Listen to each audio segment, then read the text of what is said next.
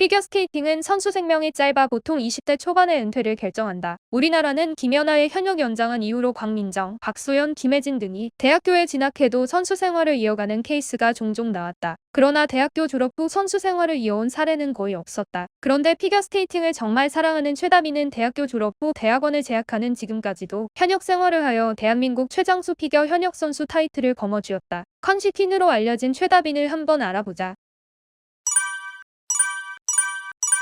2000년 1월 19일생이었던 최다빈은 일찍이 피겨스케이팅에 입문하였다. 유년 시절부터 남달랐던 최다빈은 2007년 1월 김연아 장학금도 수여받았는데 당시 시상식에 김연아와 나란히 선 최다빈은 지금과는 다르게 앳된 모습을 가지고 있었다. 이후 11, 12 시즌 노비스임에도 불구하고 실력이 출중했던 최다빈은 당시 에이스였던 김혜진, 박소연에 이어 동메달을 따내며 국가대표로 선발되었다. 또한 국내 선수 중 노비스임에도 김연아와 함께 종합선수권 포디움에 입성하며 차세대 피겨 유망주임을 알렸다.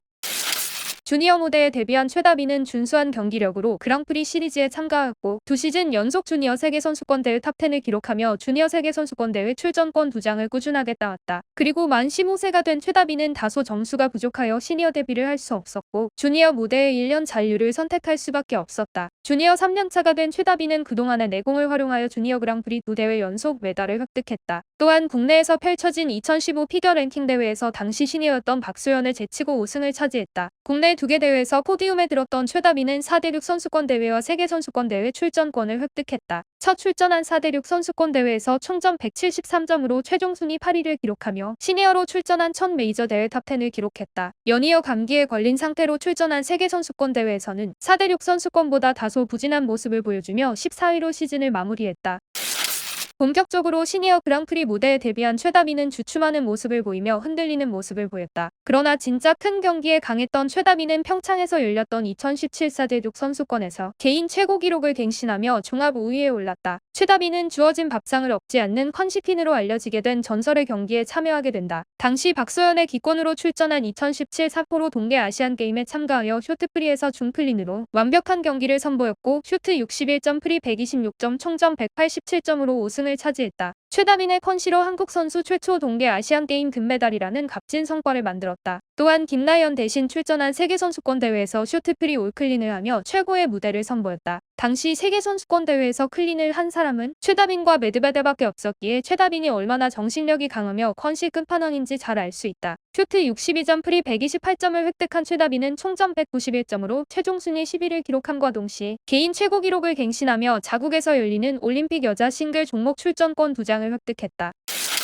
올림픽 시즌을 맞이한 최다빈은 예상치 못한 빙상연맹의 방해를 받는데 당시 빙상연맹을 자국 올림픽에 출중한 실력을 가진 선수만 출전시킬 생각이었는지 올림픽 선발전을 무려 3차례 그것도 7월부터 시작했다. 이에 선수들은 여러 악조건 속에서 올림픽 선발전을 치렀고 최다빈 또한 힘든 상황 중에서도 올림픽 선발전을 위해 그랑프리 시리즈를 기권까지 하며 국내 대회에 집중했었다. 2차 선발전에서 다소 흔들렸으나 1차 선발전 1위, 3차 선발전 2위를 차지하며 최종 순위 2위로 올림픽 출전권을 따냈다. 그렇게 평창 동계올림픽에 출전한 최다빈은 컨시퀸답게 단체전 쇼트, 개인전 쇼트 모두 클린하며 쇼트 67점으로 개인 최고 기록을 갱신을 이뤄냈다. 프리에서는 컴비네이션 점프를 놓치는 실수를 범했지만 후반부 트리플러츠 더블 토룩 더블 토룩을 트리플러츠 트리플 토룩 더블 토룩으로 변경하고 단독 트리플 살코에 더블 토룩을 붙이며 플랜 B를 완벽하게 수행했다. 이에 프리 131점을 기록한 최다빈은 199점으로 개인 최고 기록을 세우며 올림픽 최종 7위를 기록했다. 최다빈이 올림픽서 총점 200점에서 0.74점 부족한 점수를 받았기에 세계선수권대회에서 200점 돌파하기를 응원했으나 안타깝게도 부츠가 완전히 무너져 내리며 결국 세계선수권대회 기권을 할 수밖에 없었다. 그 다음 시즌에 출전한 최다빈은 그랑프리 시리즈 출전 직전까지 맞는 부츠를 찾지 못해 결국 기권을 했다. 이후 코로나와 시니어 무대에 데뷔한 3인방 등에 밀려 실전 감각마저 잃으며 기량이 소폭 하락했다. 최다빈은 2022 동계 유니버시아드를 마지막으로 은퇴를 목표로 훈련에 임했으나 코로나로 대회가 취소가 되면서 자연스럽게 현역 연장을 하게 되었다. 이 기간 동안 자신이 피겨스케이팅을 또 선수 생활에 깊은 애정이 있다는 것을 느낀 최다빈은 은퇴 선언을 번복하며 선수 생활을 유지했다. 결국 은퇴 무대라 생각했던 유니버시아드에 출전한 최다빈은 총점 174점으로 기량을 최대한 끌어올리며 최종 6위를 기록했다. 당시 유니버시아드 포디움에 들었던 선수가 사카모토, 카오리, 미하라마이, 김예림이었다는 점을 고려하면 최다빈이 기록한 6위 기록이 대단하다는 것을 알 수 있다.